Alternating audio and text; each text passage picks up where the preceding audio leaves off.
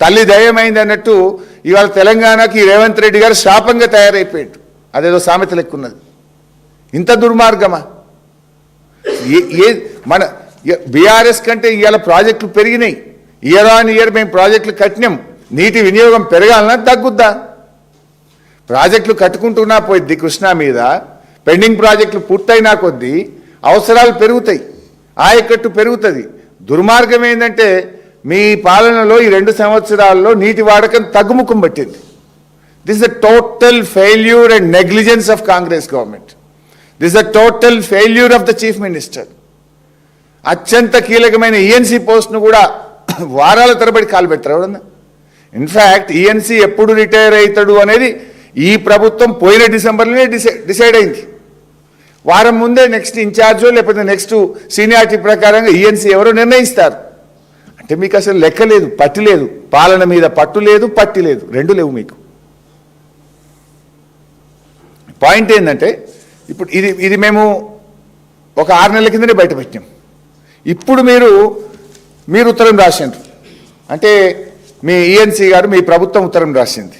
కేఆర్ఎంబీకి లేఖ రాసి బీఆర్ఎస్ చెప్పింది నిజం అని ఇప్పుడు కదా మీరు ఒప్పుకున్నారు. ఆ రోజు మమ్మల్ని తిట్టిండ్రు మేము బయట పెడితే. అతి తక్కువ నీళ్లు వాడుతున్నారు, మీరు ఫెయిల్ అవుతుండ్రు అంటే మా మీద రాజకీయంగా బురద జల్లిండ్రు, ఏదో తిట్టిండ్రు. మేము ఈ రాష్ట్రం కోసం, ఈ రాష్ట్ర హక్కుల కోసం ఎన్ని తిట్లు పడడానికైనా సిద్ధం. తిట్లు తిన్నా మిమ్మల్ని ఇడిచిపెట్టాం. మాకు ఈ రాష్ట్ర హక్కులు కాపాడాలి. మమ్మల్ని తిట్టిండ్రు. ఇవాళ మేము చెప్పిందే నిజమని మీరే ఉత్తరం రాసిండ్రు కదా కేఆర్ఎంబీకి. అరే అడ్డగోలుగా వాడుతుంది ఆంధ్రప్రదేశ్, జర ఆపుండ్రి.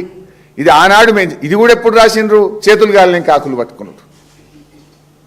మేము ప్రశ్నించిన నాడే నిద్రలేచి ఉంటే, మేము ఆ రోజు అడిగిన నాడే మీరు మేల్కొని ఉంటే ఈ పరిస్థితి రాష్ట్రానికి వచ్చినా? ఇలా 80% నీళ్లు ఆంధ్రప్రదేశ్ తీసుకునే పరిస్థితి ఎవరు కల్పించిండ్రు? మీరు నిద్రపోవడం వల్ల. మేము ఆనాడు మేము ప్రశ్నించిన నాడే, 6 నెలల కింద మేము చెప్పిన నాడే మీరు బాధ్యతగా వ్యవహరించి ఉంటే, అధికారులకు స్పష్టమైన ఆదేశాలు ఇచ్చుంటే, మీరు జాగ్రత్తగా వ్యవహరించుంటే ఇవాళ ఈ రాష్ట్రానికి ఇంత నష్టం అవుతుండేనా అని నేను అడుగుతా ఉన్నా. అంటే నామమాత్రంగా లేఖలు రాయడం తప్ప మీరు చేస్తున్నదైతే ఏం లేదు. ఇంకా దారుణమైన పాయింట్ ఏంటంటే ఈఎన్సీ గారేమో ఆయన దాంట్లోనే 664 టీఎంసీలు తీసుకుపోయింది అని ఈఎన్సీ గారు లెటర్ రాశారు. 664 టీఎంసీ. ఇది యాజ్ ఆన్ ఈ 664 టీఎంసీలు 29 జనవరి 2026 అని రాసిండ్రు. అదే ఈఎన్సీ గారేమో 664 అన్నాడు. కేఆర్ఎంబీ ఆంధ్రప్రదేశ్కి ఉత్తరం రాసింది.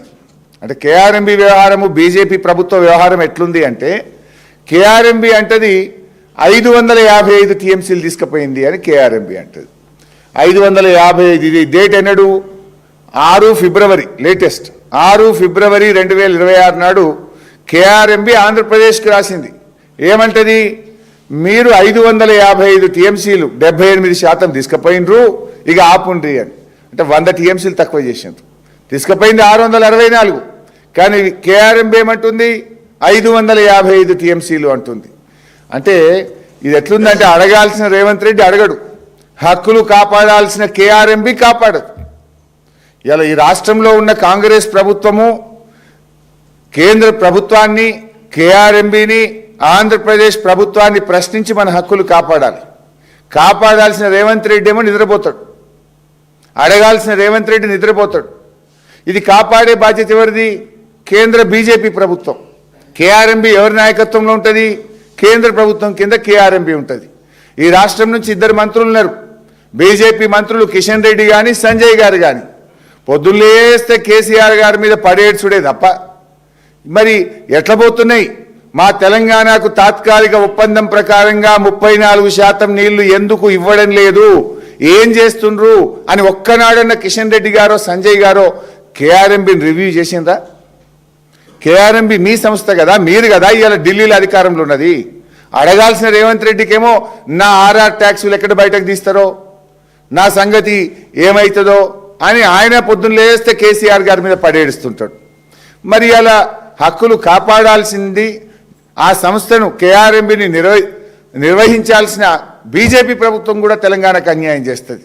అంటే కాంగ్రెస్ బీజేపీలు ఇద్దరూ కలిసి తెలంగాణ నీళ్లను ఆంధ్రాకు దోచిపెడుతున్నారు.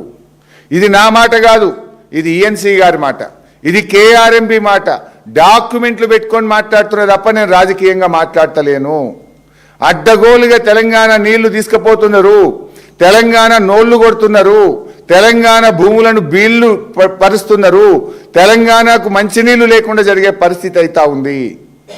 అంటే మా నోళ్లు కొడుతుంటే నా కేంద్ర బీజేపీ ప్రభుత్వం మాట్లాడదు, ఈ రాష్ట్ర మంత్రులు కిషన్ రెడ్డి సంజయ్లు మాట్లాడరు, మరి ఈ రాష్ట్రంలో అధికారంలో ఉన్న కాంగ్రెస్ ప్రభుత్వము రేవంత్ రెడ్డి గారు, నీళ్ల మంత్రి ఉత్తమ్ కుమార్ రెడ్డి పెదవులు మూసుకుంటున్నారు. ఇది ఏంది మీ ఇద్దరి మధ్య ఉన్న బంధం ఏంది? అంటే మీరు ఇద్దరు కలిసి తెలంగాణ బొండిగా విసుకుదాం అనుకుంటున్నారా? రేవంత్ రెడ్డి కిషన్ రెడ్డి మీకు దోస్తాన్లు ఉంటే మీ పర్సనల్ ఏమన్నా చేసుకోండి, మీ వ్యవహారాలు ఏమన్నా కానీ. చంద్రబాబు నాయుడుకు రేవంత్ రెడ్డి మధ్య ఫెవికాల్ బంధం ఉండొచ్చు, ఉండని, మాకు అభ్యంతరం లేదు. కానీ ఈ రాష్ట్ర హక్కులు కాలరాసే హక్కు మీకు లేదు. ఈ రాష్ట్ర హక్కులు కాపాడాలని కదా మీకు అధికారం ఇచ్చింది ప్రజలు. అధికారం ఇస్తే ఈ రాష్ట్ర హక్కులను ఆంధ్రాకి ఎందుకు రాసిస్తున్నారు? రేవంత్ రెడ్డి రాసిస్తాడు, బీజేపీ ప్రభుత్వం కళ్ళు మూసుకొని చూస్తూ ఉంటుంది. ఈ రెండు ప్రభుత్వాలు కాంగ్రెస్ బీజేపీలు కలిసి ఇవాళ తెలంగాణ హక్కులు కాలరాస్తున్నారు. తెలంగాణ నోటికాడ బుక్కను ఎత్తగొడుతున్నారు. తెలంగాణ నీళ్లు ఆంధ్రాకు దారాదత్తం చేస్తున్నారు. మేము దీన్ని చాలా తీవ్రంగా ఖండిస్తూ ఉన్నాం.